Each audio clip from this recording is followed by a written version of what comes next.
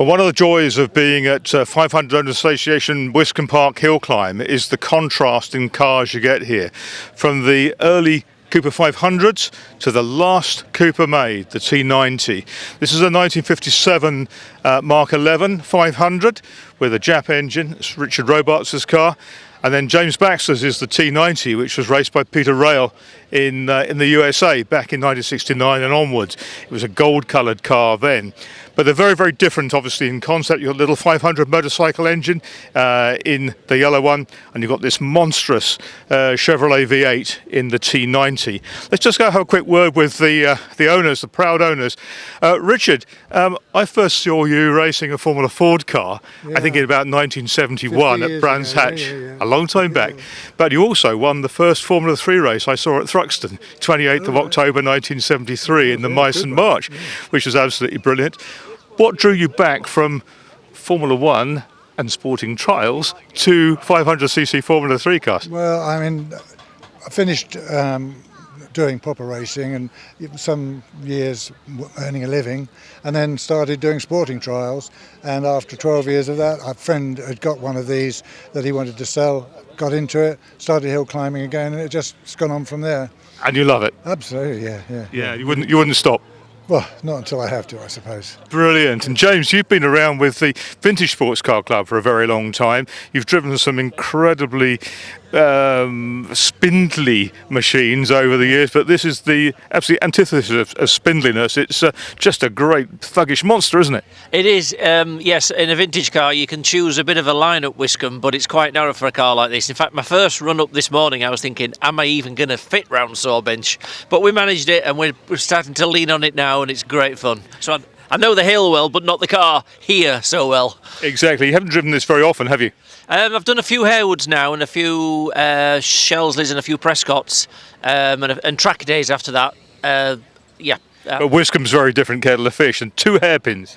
Two hairpins, absolutely, yeah, and rather a tall first gear as well. So they used to do rolling starts when they started back in 1970.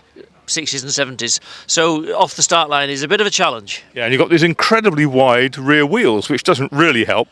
Yes, they're the original wheels as well, but the tyres I've got on at the moment are circuit tyres, so they're not sticky hill climb tyres. I'm just here to sort of get used to it and feel my way, and then next time perhaps bring some Avons or some really sticky stuff. When you start breaking things then? Probably, yeah. Everything has a price, doesn't it? It all comes at a consequence. It does, but this is very different, Richard, from your brief Formula 1 days. I mean, Cosworth DFV power.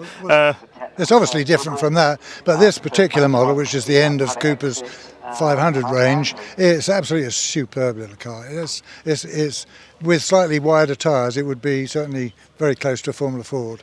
Yeah, they're brilliant, aren't they? And you came to that little demo where at Brands Hatch we used the circuit the other way round, didn't you? Yeah, absolutely. And of course, we went in as a demo, that's right, yeah, quite. Yeah. At Brands Hatch, the cars raced the other way round, anti-clockwise, back in the day, and Richard was part of a demonstration just to celebrate the birth of kind of the 500 Formula 3s back then. There was no loop with the hairpin at Druids then. But Wiscombe you've been to a couple of times? About 5 times now. This is the 5th time, yeah. A lovely, it's just a superb circuit. A day like this, how you couldn't ask for more, really. Absolutely not. And James, I mean, you're a great regular at hill climbs, everything right through to a modern Gould.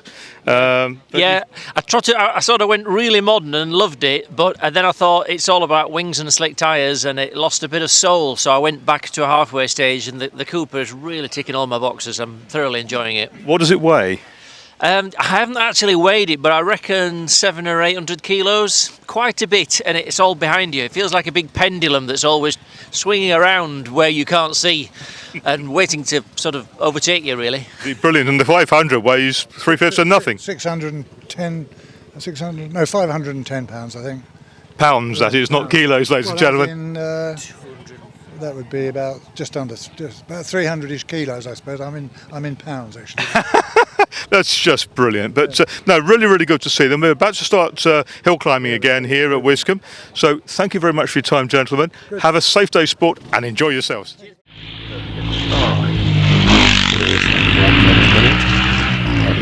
The yellow car you see flashing through the picture up towards Sawbench. This is the Cooper Jap 75 of Richard Robarts, who back in the early 70s was a Grand Prix driver briefly.